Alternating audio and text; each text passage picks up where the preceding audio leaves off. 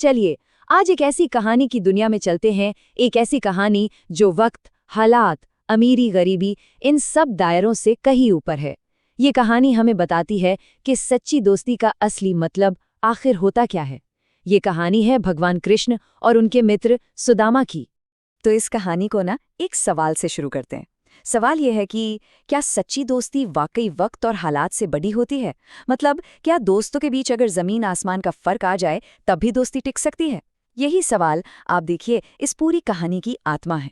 और चलिए मिलकर इसका जवाब ढूंढते हैं। तो कहानी शुरू होती है बहुत बहुत साल पहले, उनके बचपन के दिनों से।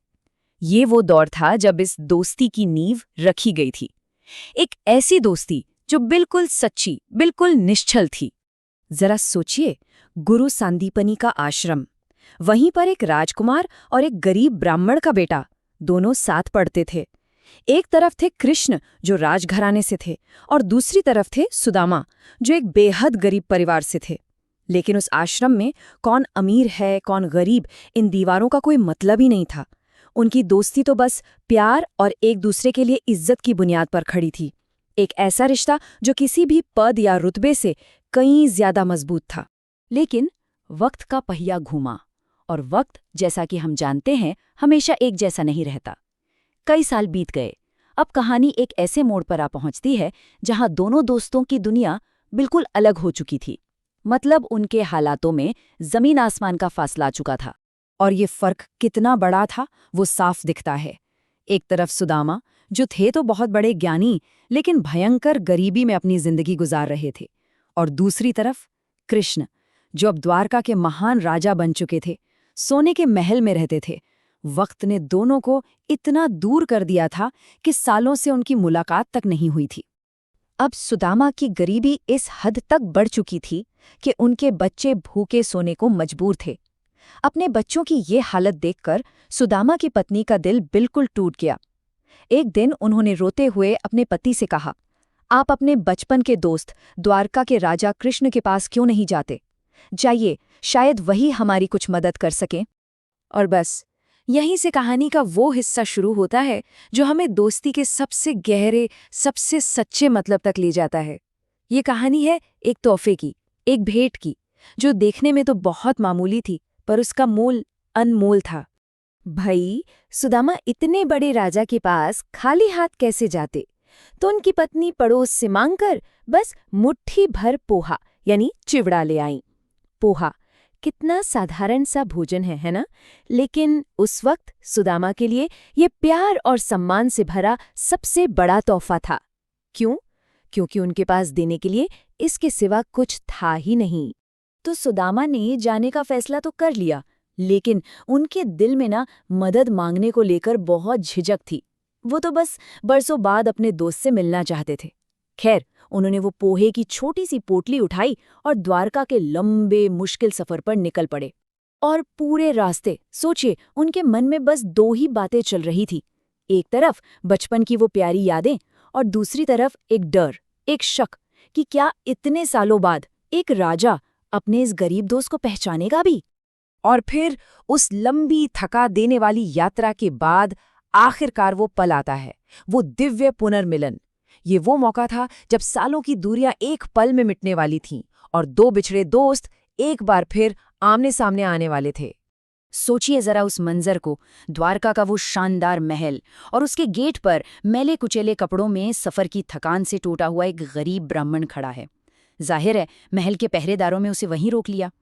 और जैसे ही ये खबर अंदर कृष्ण तक पहुंची कि दरवाजे पर सुदामा नाम का कोई ब्राह्मण आया है, बस उसी पल कृष्ण अपना राजपाट, अपनी सभा, सब कुछ भूल गए। उनकी आंखों में एक चमक आ गई और जुबान से बस एक ही नाम निकला, सुदामा। जरा सोचिए क्या नजारा रहा होगा।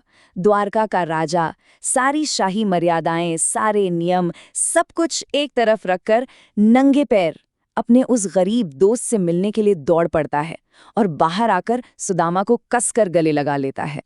सच कहूं तो ये पल किसी भी राज्य को जीतने से कहीं कहीं ज्यादा बड़ा था।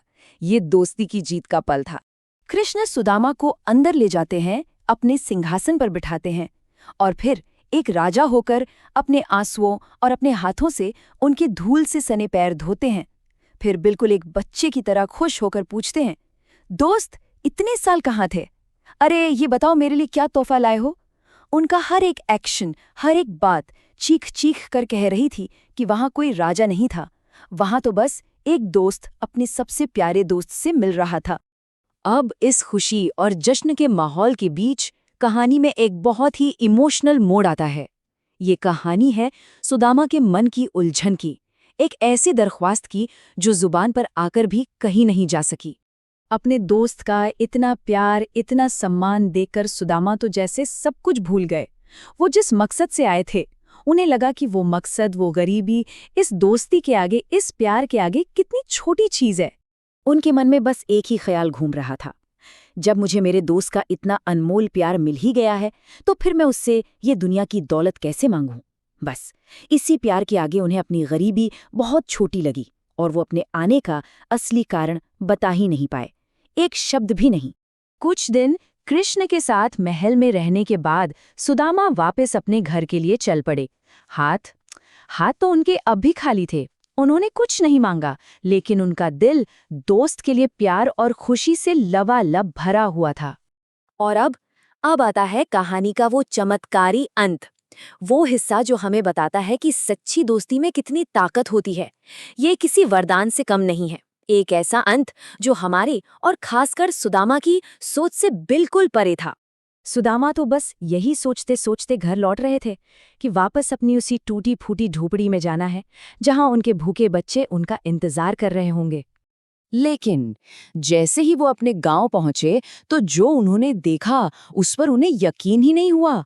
उनकी उस टूटी फूटी झोपड़ी की जगह एक आलीशान महल खड़ा था और उनका परिवार, जो कल तक फटे पुराने कपड़ों में था, आज रेशम के कपड़ों में सज धज कर उनका इंतजार कर रहा था। सुदामा एक पल में सब समझ गए। कृष्ण ने उनके दिल की वो बात जो वो कह नहीं पाए थे सुन ली थी। एक सच्चे दोस्त ने बिना मांगे ही सब कुछ दे दिया था। तो इस पूरी कहानी से हमें सीखने को क्या मिलता है? पहली बात तो ये कि सच्ची दोस्ती किसी शर्त, किसी हैसियत की मोहताज नहीं होती। दूसरी बात, किसी तोहफे की असली कीमत उसके दाम में नहीं, बल्कि उसे देने वाले की भावना में होती है। और शायद सबसे बड़ी सीख ये है कि सच्चा दोस्त वो होता है जो आपकी कही हुई बातें नहीं, बल्कि आपकी अनकही ज़रूरतें समझ जाएं। ठीक वैसे ही जैसे कृष्ण ने सुदामा के मन की बात पढ़ ली थी। कृष्ण और सुदामा की ये कहानी हमें आखिर में एक बहुत गहरे सवाल के साथ छोड़ जाती है। जरा सोचिए, किसी को मिला सबसे कीमती अनकहा तोहफा क्या हो सकता है?